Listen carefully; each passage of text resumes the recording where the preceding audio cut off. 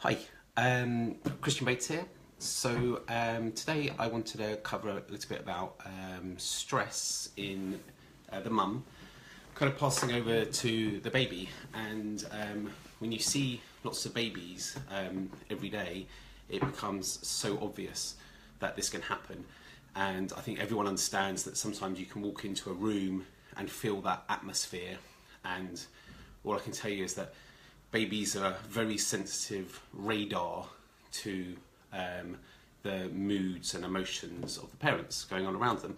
And what's triggered this is there's some recent research going on that mothers that are in unhappy relationships have fussier babies. And I don't think that's the nicest kind of research to quote, but it's triggered me into giving you a little bit of experience that I've seen and some other research that actually I really like. So, and quite rightly, someone just put a comment on Facebook that in fact, if you've got a colicky baby, that can put a stress on the relationship. So a big reason to help your colicky baby not to believe that there is no cure for colic, that you've got to wait for 12 weeks, all babies cry. Don't take that advice. There's plenty of help. You can significantly shorten the time down of a colicky upset baby. So that can then help your relationship. But a couple of other research pieces that I like, and I really read the research and make sure that lots of all the stuff that I say is kind of backed up. So one experiment, a mean experiment on the mum. They took two sets of mums. They had one set of mums. They both gave presentations to an audience, and one set of mums got kind of negative feedback from their audience. The other set of mums got positive feedback. So the negative mums and then the positive mums both went off into different rooms back in with their babies. Unsurprisingly, all the babies of the mums with the negative feedback started to cry. So they basically monitored that the babies were picking up on the emotions of the mums who had had this negative feedback from being watched. And the other mums, the babies didn't cry in the other group. So really interesting. There was nothing to do with breastfeeding here. This was just being around your baby and being stressed.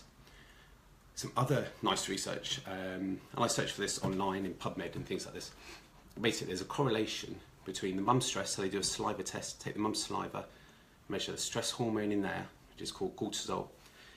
That matches the amount in the mum's saliva, matches the cortisol in the mum's breast milk, and that matches the cortisol in the baby's saliva. So basically, if the mum's stressed, it goes to your breast milk, passed on to the baby. So I try and educate the mums on this, and there's a really interesting one which I'll add in, but I've got lots of more videos that want to on this, that when you don't eat, as a mum, if you're busy and you're not eating, the way the body brings your blood sugar back up is it uses cortisol, which is the stress hormone. So by not eating, because you're in a rush with your baby, you're putting your stress levels up.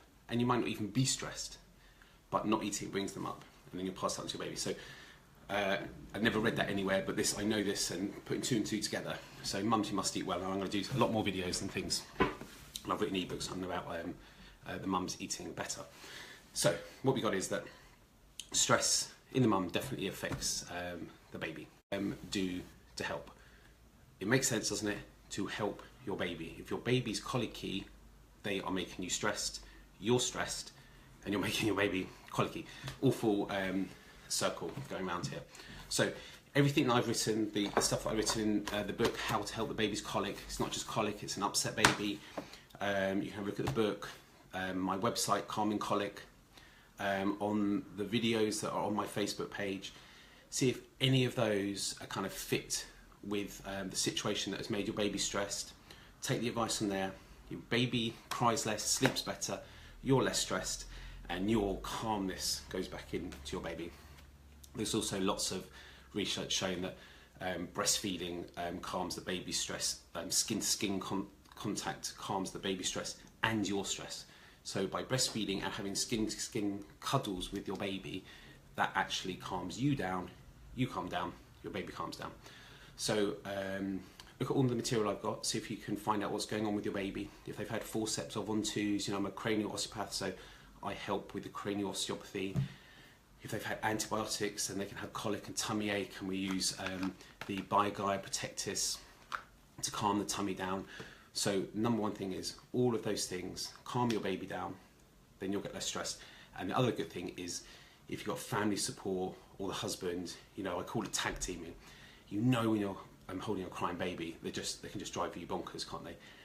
Give your baby to someone else, and you know this. I'm sure you've seen this. You can be holding your baby, they're going bonkers.